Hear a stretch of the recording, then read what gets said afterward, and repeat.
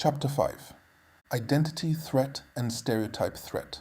This topic is one of the most researched and, at times, debated areas in social psychology. The central idea is not that stereotypes determine a person's abilities. Rather, it is that being aware of a negative stereotype about a group you belong to can, in some situations, create enough anxiety or self-monitoring to interfere with your performance.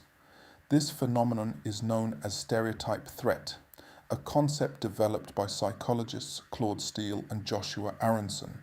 Importantly, stereotype threat is a situational effect, not a permanent trait.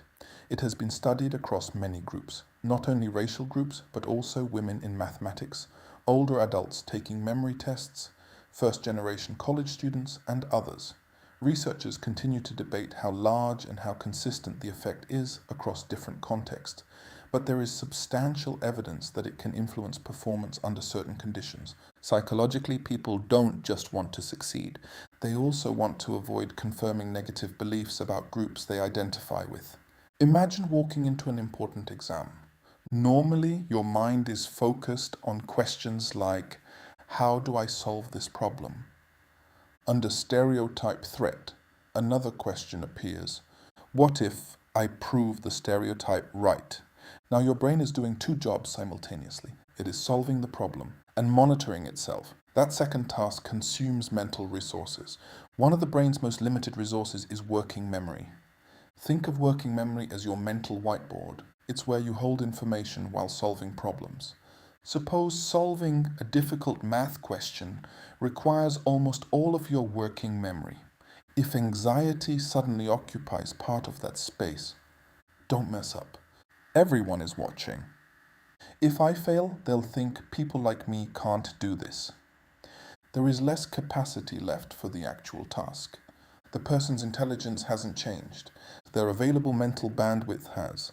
Under stereotype threat, people often become unusually aware of themselves. Normally, you simply give a presentation. Now you're thinking, how do I sound? Am I confirming stereotypes? Are people judging me? Did I make a mistake? What are they thinking? Psychologists sometimes refer to this as self-monitoring.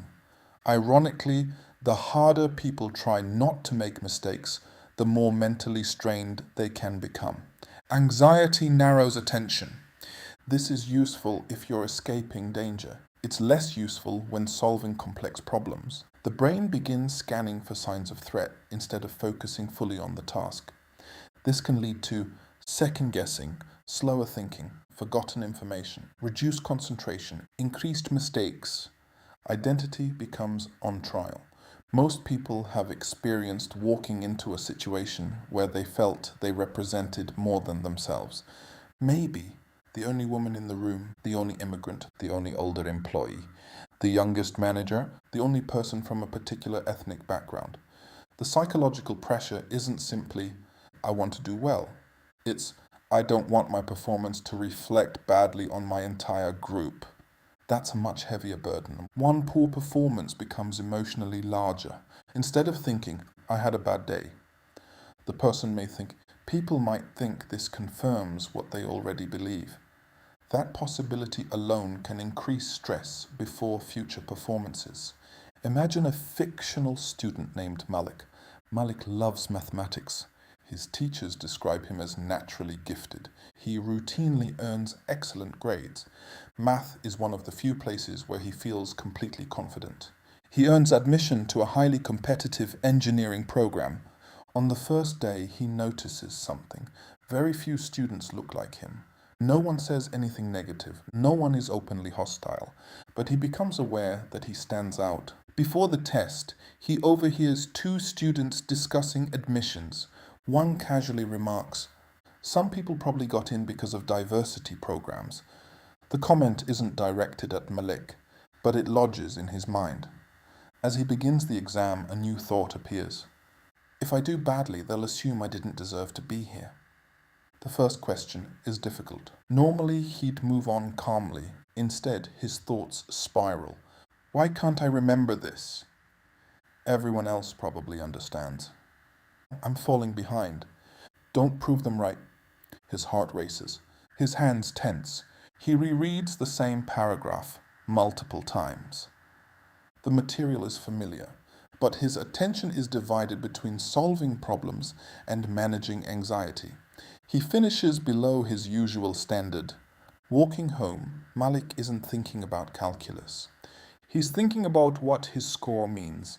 Instead of saying, I had one difficult exam, he thinks, maybe I don't belong here. That belief begins affecting his confidence before the next exam even arrives. A professor notices Malik withdrawing in class. After a conversation, she says something unexpected. Almost everyone in this program experiences moments when they feel they don't belong. One exam doesn't define your ability. She also explains how stress and belonging can affect performance. For Malik, this is eye-opening. He had assumed his anxiety meant he lacked ability. Instead, he realizes it may reflect the pressure he was placing on himself. He begins studying in a supportive group, seeks feedback rather than interpreting setbacks as proof he doesn't belong, and gradually regains his confidence. His exam scores improve, not because he suddenly became more intelligent, but because less of his mental energy was consumed by self-doubt. Identity threat illustrates that performance is not determined solely by knowledge or skill. It is also shaped by context, expectations, and the meaning people attach to situations. When individuals feel that their identity is under evaluation, anxiety can compete with the cognitive resources needed to perform well. That does not mean stereotype threat affects everyone equally, nor does it explain all differences in performance. Many people excel despite being aware of stereotypes, and factors such as preparation, teaching quality, motivation, socio-economic conditions, and individual resilience often play much larger roles. Stereotype threat is best understood as one psychological influence among many that can, under the right circumstances, make it harder for capable people to demonstrate what they know.